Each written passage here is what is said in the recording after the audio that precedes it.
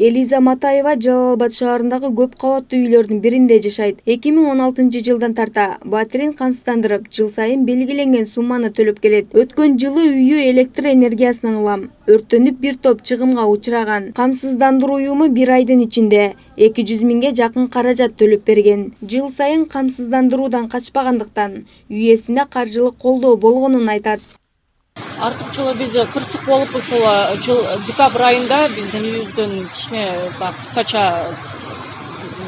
электричестводон ток чыгып, үйүбүздө кырсык болгон. Анан биз ошону камсыздандырып атканыбыздан биз алып барып тапшырдык. Тапшырсак бир айдын ичинде бизге ошо чыгымдарыбызды төлөп берди. Турак жайды өрттөн жана табигый кырсыктардан камсыздандыруунун артыкчылыктарын жарандар жыл өткөн сайын түшүнө баштады. Айыл жеринде жашаган жарандар жылына 600 сом төлөсө, ал эми шаар тургундары 1200 сом төлөөгө милдеттүү. Кандайдыр кырсык болуп, турак жайга доо кетсе, мамлекеттик камсыздандыруу уюмунан үй ээсине 1 миллион сомго чейин каражат төлөнүп берилет. Эми камсыздандырууду ар бир адам өзүн деле камсыздандырып коюшубуз керек да. Үйдү эмес өзүбүз деле камсыздандырып коюш керек. Кырсык кашкабактын ортосунда дейт. Кайсы маалда эмне иш болуп кеткенин биз каяктан билебиз.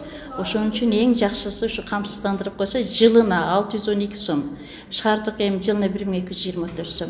Бул сумма бир жылга төлөнөт. Эч канча деле сумма эмес. Камсыздандырып койсо, эгер бир кичинекей кырсык боло турган болсо дагы ошого төлөнүп берилгени ушу пайда жагы бар да, зыян жагы жок деп ойлойм. 2018-жылы Жалал Абад шаарында 1400 турак үй камсыздандырылган болсо, 2019-жылы камсыздандырылган үйлөрдүн саны 400гө көбөйгөн.